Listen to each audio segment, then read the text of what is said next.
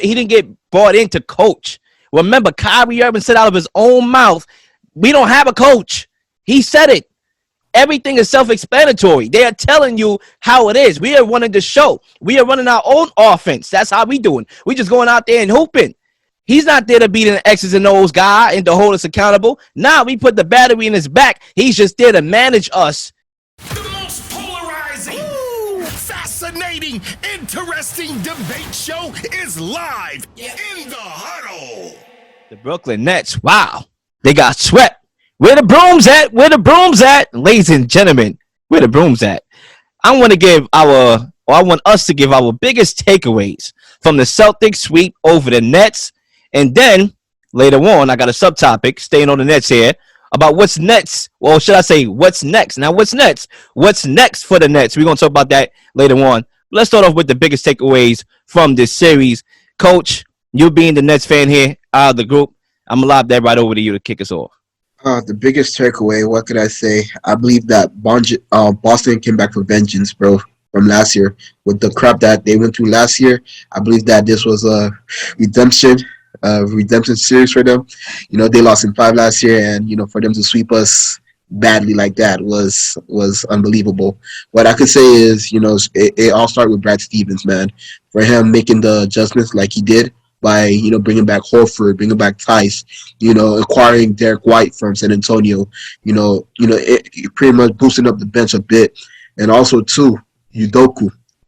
Udoka came from the Brooklyn staff, so he knows, like, Brooklyn tendencies. So I believe that right there was like a advantage for them. So, you know, having Udoka, you know, pretty much game plan against, you know, his former team like that, he just already knew, you know, the outcome of it. KD, Kyrie playing over 40 minutes, it kind of drained them out, and they cannot play that ISO ball against them. So I believe that, you know, by them just taking advantage of the Nets, that was the biggest takeaway for me.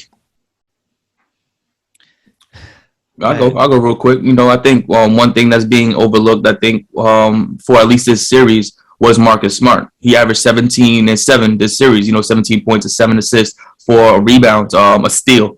1.3 steals to be exact. But Marcus Smart played extremely well. Very disciplined basketball this entire series.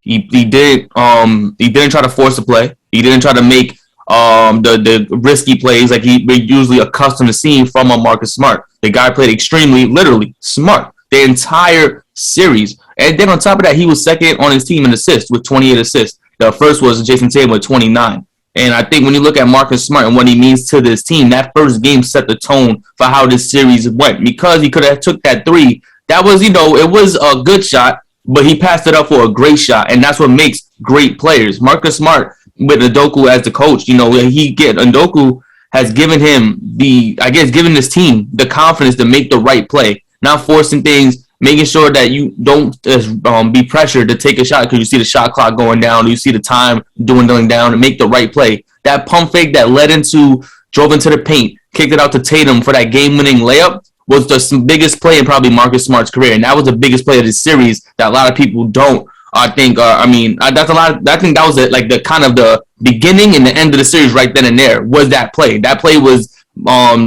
disheartening for the Nets because the Nets played as tough as they could the entire series in that one game. And if that game would have went to the Nets, it could have set the tone for more to come because they would have still won in Boston. But that set the tone for the Celtics to really take over that entire series just based off that first game alone. Marcus Smart, I think he's shout out to him because if he continues this style of play of just making the best decisions for the team instead of what he believes is the best decision, it's only going to take him so far, and it could possibly get them in an NBA Finals appearance. So Marcus Smart, definitely the biggest takeaway for the series.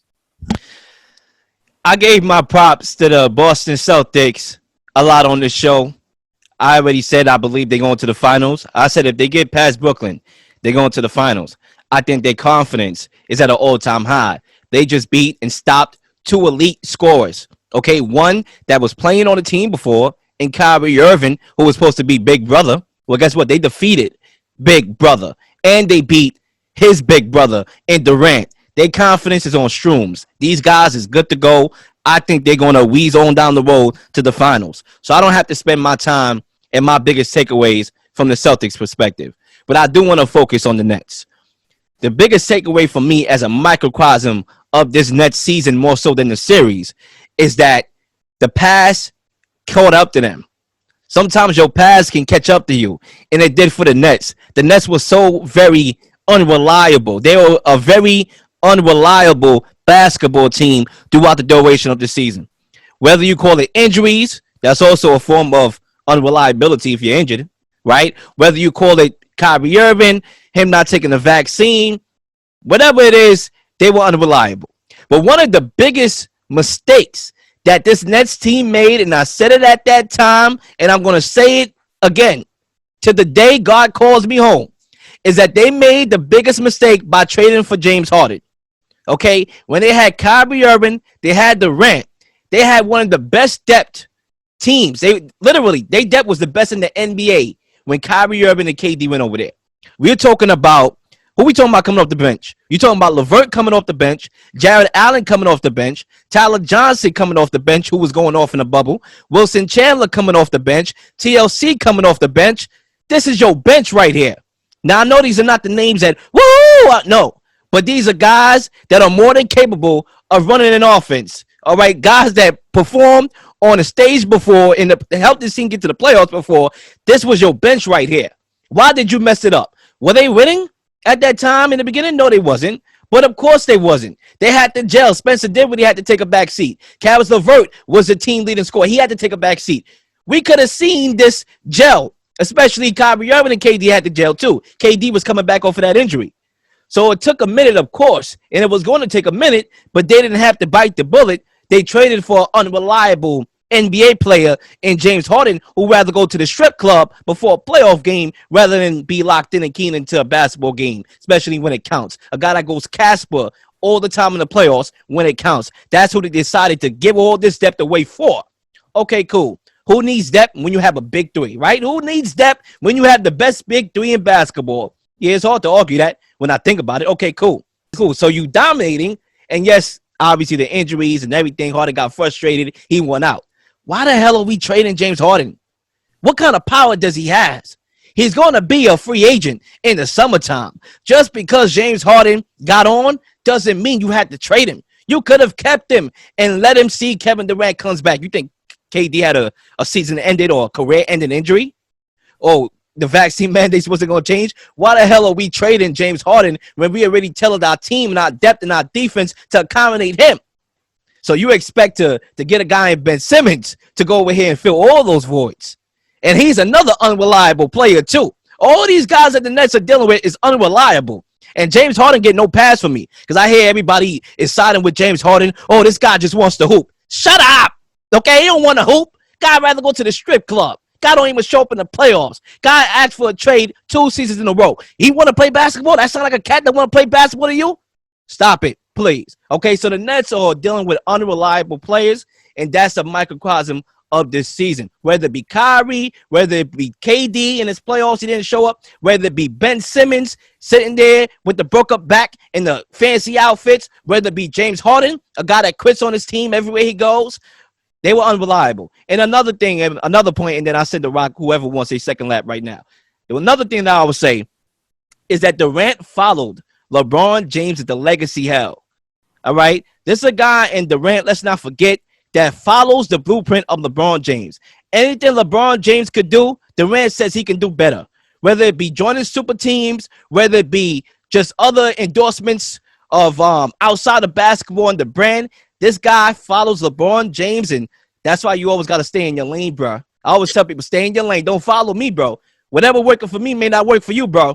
Okay? That bag of chips that tastes good when you had one doesn't mean you're going to get a next bag and that joint going to taste as good, bro. It happened to me a lot of times. And he followed LeBron James in legacy hell. Why? Because guess what?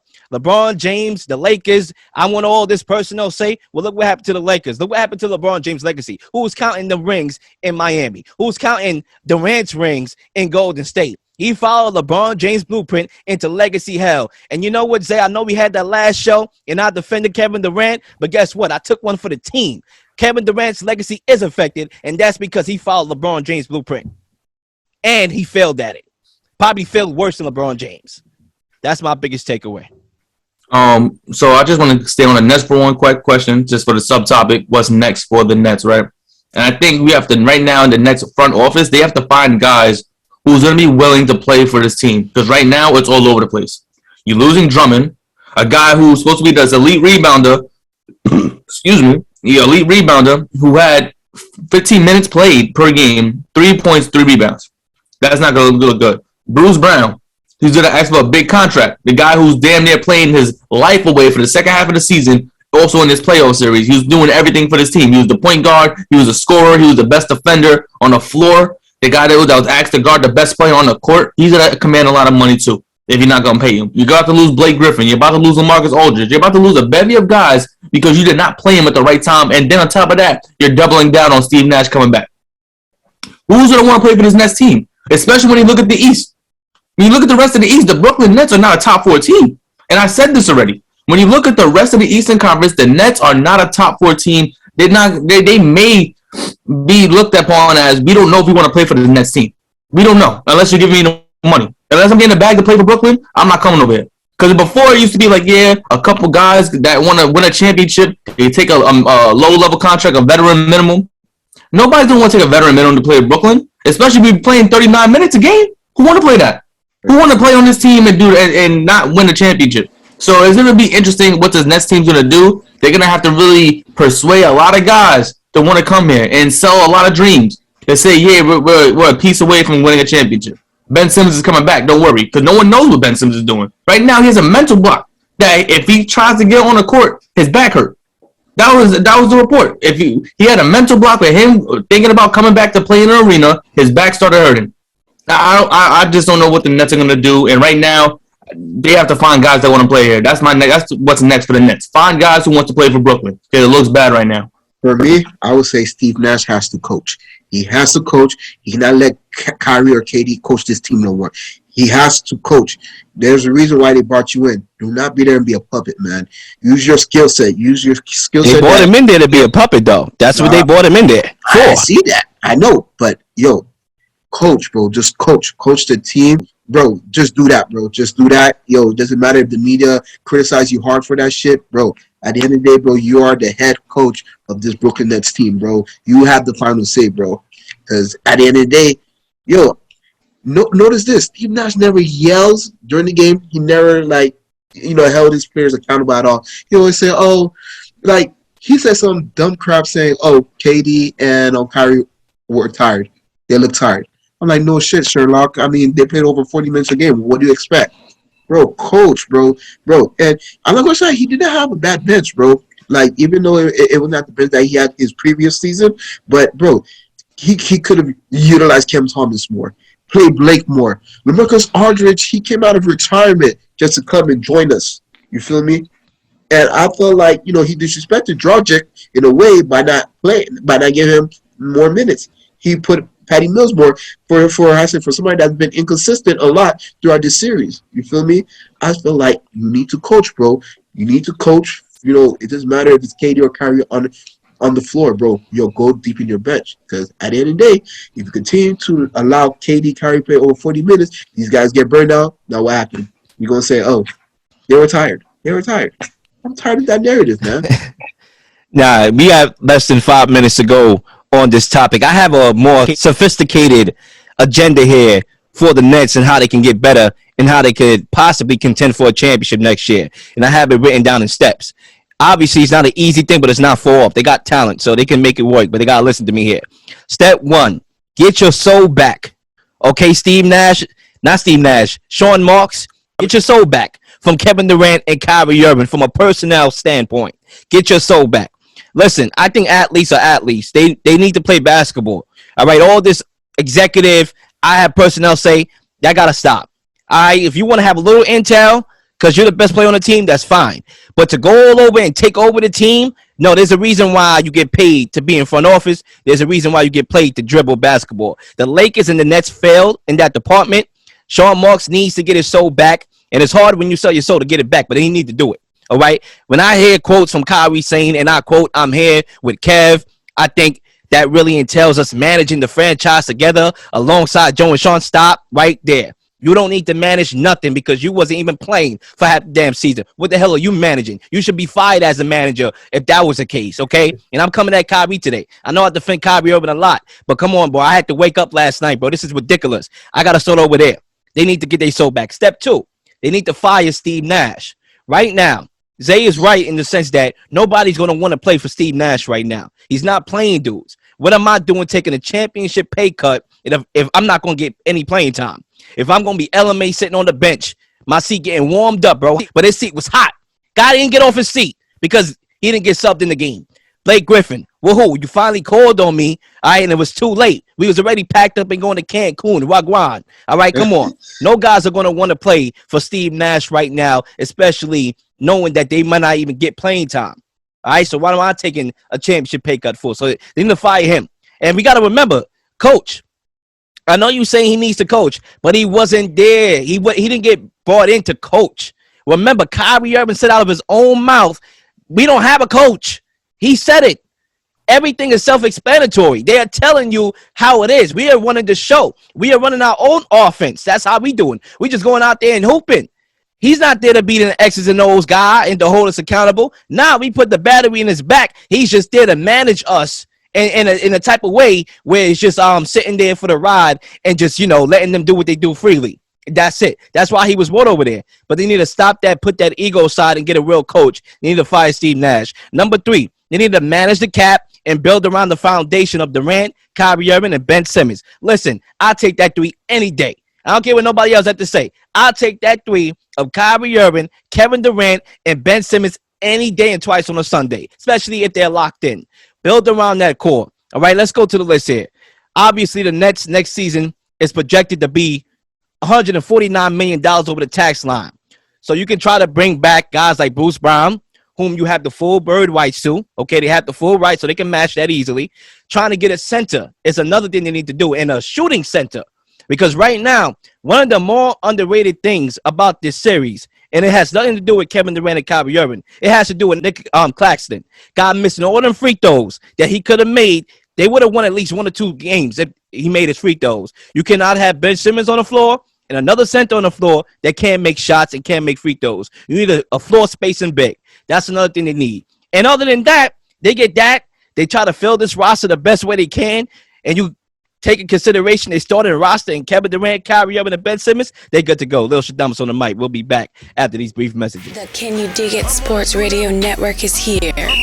Revolutionize the game of media. Be a dig.